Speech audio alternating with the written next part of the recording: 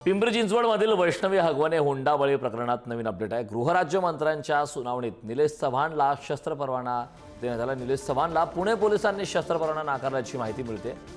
पुणे पोलिसांनी शस्त्र परवाना नाकारल्यानंतर निलेश चव्हाणनं गृह विभागाकडे अपील केलं होतं। मात्र शस्त्र परवाना मागताना निलेश चव्हाणवरील बलात्काराच्या गुन्ह्याची मात्र माहिती लपवली गेली। पोलीस आणि प्रशासनाकडून गृहराज्यमंत्री कार्यालयाला निलेश चव्हाणवरील बलात्काराच्या गुन्ह्याची माहिती दिली गेली नाही। धक्कादायक अशी माहिती आहे। या संदर्भात ताजे अपडेट देण्यासाठी आपले प्रतिनिधी बालाजी पोद्दार आपल्या सोबत जोडले। बालाजी, धक्कादायक माहिती आहे।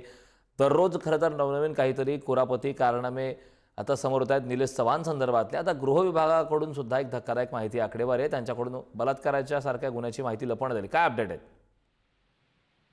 कारण नक्कीच निलेश चव्हाण असेल किंवा हगवणे कुटुंब बंधू असतील यांच्या शस्त्र परवान्याबद्दल वेगवेगळे जे धक्के आहेत ते धक्कादायक माहिती जी आहे ती समोर येते।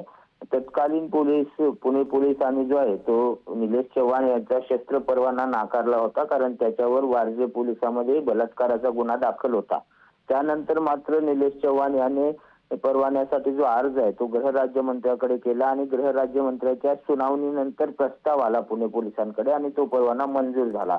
मात्र त्यावेळेस तत्कालीन गृह विभागाला पोलीस अधिकाऱ्यांनी निलेश चव्हाण याच्यावरती बलात्काराचा गुन्हा दाखल आहे ही माहिती दिली नसल्याची माहिती समोर येते किंवा ही माहिती लपवली गेली। त्यामुळे यामध्ये प्रशासनाचा काही दोष आहे का यावर आता प्रश्नचिन्ह निर्माण झालेत आणि नेमकं यामध्ये राजकीय दबावाचा वापर झाला का प्रशासनाने जाणून बुजून ही माहिती लपवली आणि निलेश चव्हाणला परवाना दिला, या सगळ्याचा आता तपास होणं आवश्यक आहे। आणि आता पुढे यामध्ये काय नवीन अपडेट येते ते पाहणं महत्त्वाचं आहे। आता मात्र या गृहराज्यमंत्र्यांच्या सुनावणीतच हा परवानाचा प्रस्ताव मंजूर झाल्याने तो पुणे पोलिसांना द्यावा लागल्याचं आपल्याला पाहायला मिळते। नक्कीच बालाजी, खूप खूप धन्यवाद या महत्त्वपूर्ण अशा माहितीसाठी।